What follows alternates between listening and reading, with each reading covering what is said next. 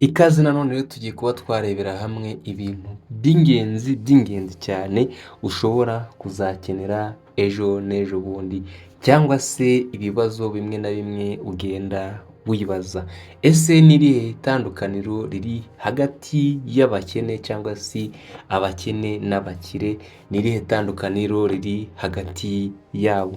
Ese abakene ni iki bashobora kuba batekereza kurusha abakire, cyangwa se abakire ni iki bashobora kuba batekereza kurusha abakene?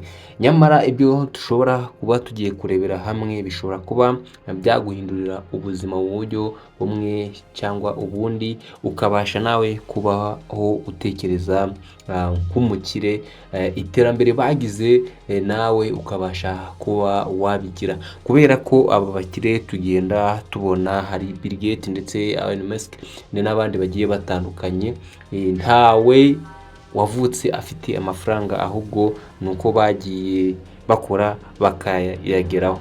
Ukurikiye amateka yabo wasanga barahereye hasi bakaba bagera hejuru.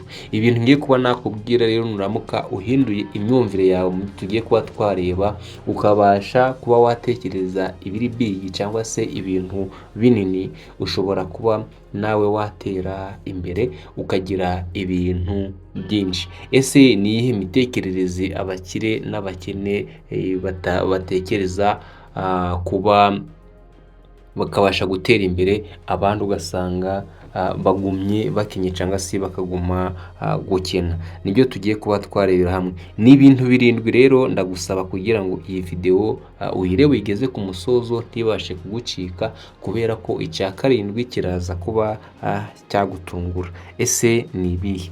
Nguhaye ikaze hano rero kuri UD Empire TV. Ni iby'agaciro kuba uhageze.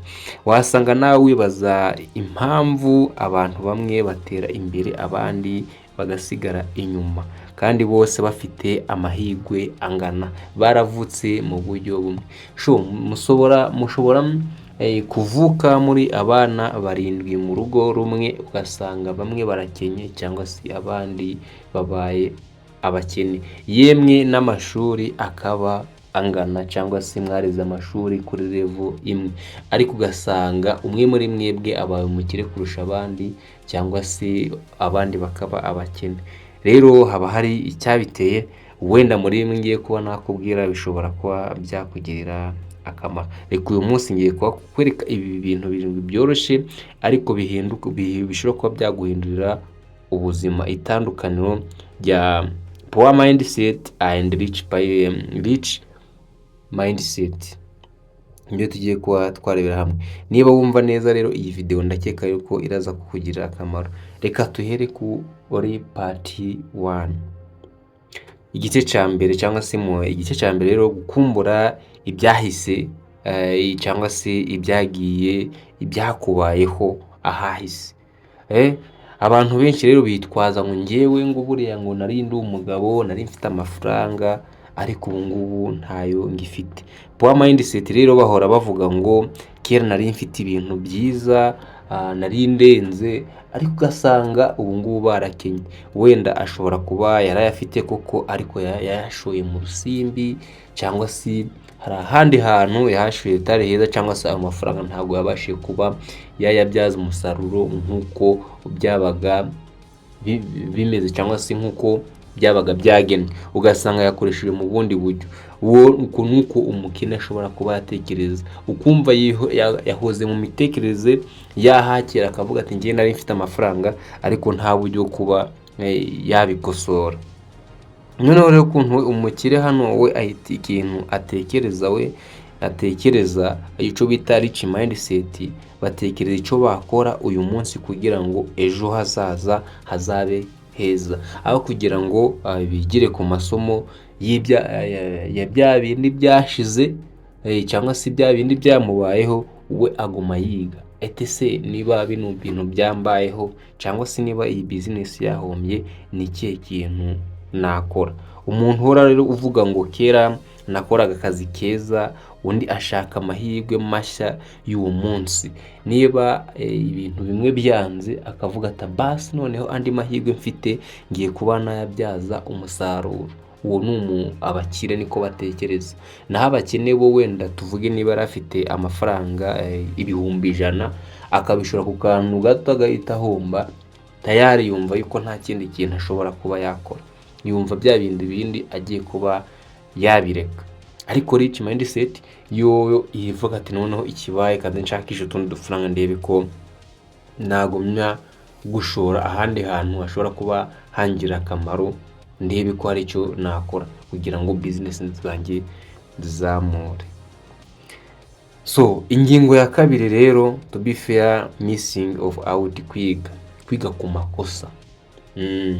Kwigira ku makosa ahantu wigeze utsindwa. Rero abakene cyangwa se poor mindset bahora bafite ubwoba bwo ko bashobora kuba bahomba. Akavuga ati se ni inkora iki ngiki, nashoyeho amafaranga 100,000 none ndabibuze, nashoye aya none nzayagaruriza. Ariko rero rich mindset yo bafata amakosa nk'isomo rikomeye, nk'icyabaye ko bagomba kuba bakiga. Wenda naguha nk'urugero nk'umuntu utangira business agahita akareka ko bitewe n'igihombo yagize, undi agasubiramo akiga aho yibeshye, akareba hahandi ho yagize intege nke akahongera ibindi bintu bigiye bitandukanye, cyangwa se umuntu umwe akagwa akagumya kijyamira, ariko wa wundi ugwa akongera kumva ko ashobora kuba yazamuka, uwo nguwo naniwe ugera kure. Uwo rero niwo bita rich mindset.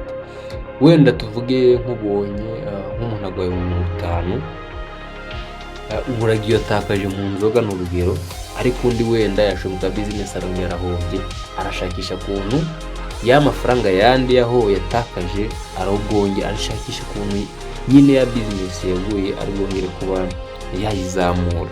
Niko rich mindset zitekereza. Hindura imyumvire nawe utekereze ikintu kizima. Niba ubuhombye rimwe ni ukumva yuko nongera ushobora kuba wahomba inshuro ya kabiri. Ikosa cyangwa se igice cya gatatu, kwanga abakire, kubigiraho. Hari abantu bafata abakire bakavuga ati ngewe uriya yagize yajya niki yanyigisha se, ugatangira ugapinga, ugatangira ukumva yuko ibintu bye utabikurikiza, kandi ibyo akora cyangwa se n'ibyo avuga ari ibintu bishobora kuba byakugirira akamaro. Ukumva yuko ati ngewe uriya bariya nta mitekerereze bafite, nta kintu kizima yangira. Umukire yakugira inama ubaye umwifasheho neza. Ku ngingo ya gatatu rero, abakene cyangwa se poor mindset, ibitekerezo biciriritse niko navuga, cyangwa se abakire rero nibo bavuga yuko ari abanyamayeri, niko abakene bakunda gukoresha mu magambo. Ndabivuga nk'uko biri, usanga abakene bakunda kuvuga ngo abakire bakize banyuze muri inzira batanyuze mu buryo bwiza, ariko nanone aba ari imitekerereze. Naho rero umukire cyangwa se rich mindset, reka ndebe uko nabigenza kugira ngo ugire ejo hazaza. Bo bigira ku makosa, reka ndebe uko bageze aho bahageze. Umukire ahora yigira ku wundi mukire, yumva yuko uwo mukire umurenzeho yamufatiraho urugero akavuga ati wazakora nk'ibya kanaka. Kabona nk'urugero naguha, kwanga umuntu ufite imodoka kumubaza uko yayigezeho, ukumva we ari kubitinya. Ariko umukire we amubaza wa wundi ushaka gutera imbere cyangwa se ushaka kugera ku byo ashaka kumenya, ku byo ashaka kuba yageraho. We yegera wa mukire akamubaza, ese ibi bintu wabigezeho gute? Ese iyi modoka wayigezeho gute? Wenda wisatira umukire uri ukurenzeho ku bushobozi burenze, ashobora kutabikubwira. None afazarize weho uzegere wa muntu usa nkaho mugiye kugera muri level imwe, hanyuma mubaze ibyo ngibyo yagezeho ko ashobora kuba yarabigezeho, aho kuvuga ngo uzamwanga ati kiriya kiriyemera yageze kuri oya. Ahubwo wo mwigire ushakishe kuntu byakugira inama mu byo nawe ushaka kugira uzaba uteye intambwe nzima. Wikwanga umuntu bitewe n'ibyo yagezeho, ahubwo mwegere umubaze we uko ashobora kuba yarabigezeho. Igice cya kane, gukunda kampani cyangwa se gufata action, gufata ibikorwa. Rero umukene ukuntu atekereza bahora bitotombera ubuzima barimo cyangwa se bitotombera ubuzima babayemo. Mbese ubuzima babayemo ntabwo bubanyura, bahora bibaza icyo bashobora kuba bakora kugira ngo bagere aho abandi bagera, ariko ahanini usanga ari imitekerereze niba ugwegerageza kuba wakweguka. Naho rero rich mindset bashaka ibisubizo by'ako kanya. Niba hari igihombo yagize cyangwa se hari ikintu cyabaye, ashaka ibisubizo by'ako kanya. Nk'urugero naguha, kuvuga ngo nta kazi kabaho, ntago nakorera aya mafaranga, gutangira abakiri bo bashakisha akantu gato bashobora kuba baheraho kugira ngo babashe kuba batera imbere. Bo bamaze kwisobanukirwa, bo bacungana n'ejo habo hazaza, bakavuga ati njyewe n'iki nakora, ndetse bakaha ikintu agaciro, akantu gato bagaha agaciro cyane. So ndashaka kugira ngo iyi video ye kuba ndende cyane, tukagenda tunyuramo muri make gake buhoro buhoro. Ingingo ya 5 rero, udashaka kwiga guhora wiyungura ubumenyi. Niba ukumva ikintu runaka udakeneye kuba wakiga, udashaka kuba wakigiraho motivation, niba wenda ushaka kuziga ubucuruzi cyangwa se kuzaba umucuruzi, ukumva wowe udashaka kwegera abantu babitangiye, bafitemo ubumenyi, bafitemo uburambe, bakwerekeye ukuntu bikorwa, none weho wikeka yuko uzabijyamo guco gusa bikaguhira. Niba hari icyo utekereza gukora, banza wegere ku bantu basanzwe babimenyereye, bakubwire risike zishobora kuba zibamo cyangwa se inyungu ushobora kuba wakuramo, hanyuma ubone kubijyamo ubizi. So ubwo nibwo bumenyi. Naho umuntu udashaka gutera imbereho cyangwa se poor mindset, azumva yuko niba yabonye igihumbi cye cy'uwo munsi icyo gihagije, adakeneye ikindi cy'ejo hazaza. Uwo ni umuntu rich mindset, niwe uhora ushaka kuba yashaka kugira ico amenya, yashaka kumenya ibyo ashaka gushoramo, akabanza akamenya risike cyangwa se ingaruka zishobora kuba zirimo ku kintu agiye gutangira. Umuntu udashaka kwiga rero risike, ibintu bishasha cyangwa se kwiga ku bintu agiye gukora, usanga ari guhera inyuma, ntago yabona n'amafaranga. Ingingo ya 6, gutinya kuinvestinga cyangwa se gutinya gushora. Abakene bakunda gutinya gushora bitewe n'uko ati ndahita mpomba, batinya gushyira amafaranga mu bintu runaka, gucuruza, gukora ikintu runaka, bakavuga ati nahomba. Naho rich bo batekereza long term cyangwa se batekereza mu gihe kirekire, ibintu bizabagirira akamaro batitaye ku gihombo bashobora kuzagira. Ko haraguru twamaze kubona yuko bo amakosa abaye bashobora kuba bayigiraho, bakavuga ati se ikintu cyambayeho ni gute nagihindura. Bo bigira ku makosa yabaye, ntabwo batinya kuba investing cyangwa se mu kuba bashora muri business runaka, bashora muri business cyangwa se muri skills runaka, mu bumenyi runaka, bo bahora biga. Naho mu gihe umukene atinya gushora agira ngo ashobora gushya. So tugire ku ngingo rero ya 7, ariyo nababwiye, ariyo tunagiye gusorezaho, kutareka ingeso mbi cyangwa se cyangwa se kuzihindura.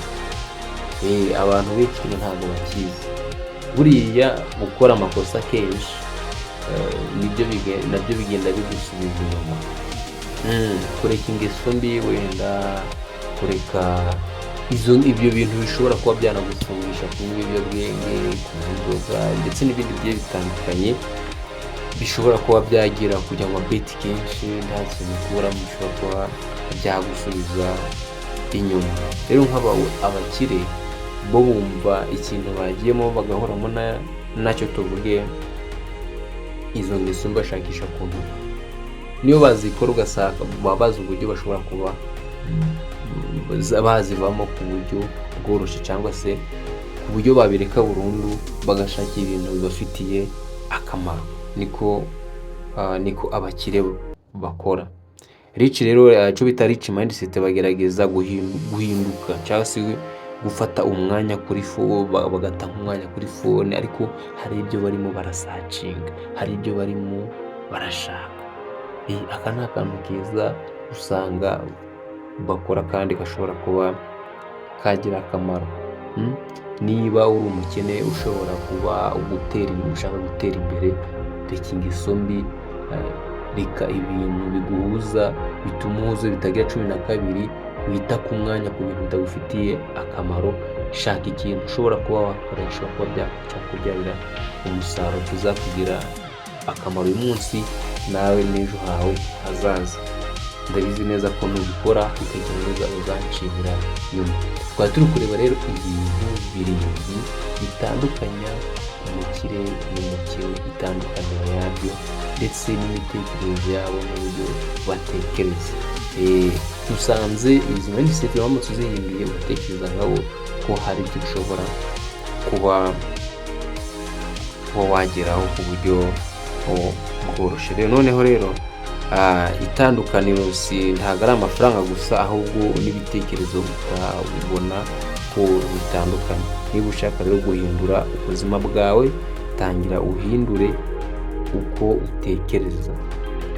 Buriya umuntu ukurimo niwe ugomba gutegeka ko niba ugomba gukira cyangwa se gukena. Hindura imyumvire rero, utekereze ibintu biri big bishobora kuba byakugirira akamaro, ukakagirira ndetse n'abandi. Nicyo kintu nakubwira, gutera imbere niyo nsinzi ya mbere. Kanda subscribe hano kuri iyi channel rero, hano kuri Mide Empire, kugira ngo utazacikwa n'izindi video zigiye zitandukanye zishobora kuba zagufasha gutera imbere. Hanyuma ufungura akazogera, nyuma gufungura akazogera umukinyi ushobora kuba kanze kuri all, niho tuzagenda tuganira. Hari igitekerezo cyangwa inyunganizi uke kubishyira hasi muri comment. Iyi video nuba ubona ko ushobora kuba yayifasha, uyimusharinge nawe abashe kuba yayiri tubagiye kuba wayilikinga. Ndabakunda, amahoro y'Imana abane nawe.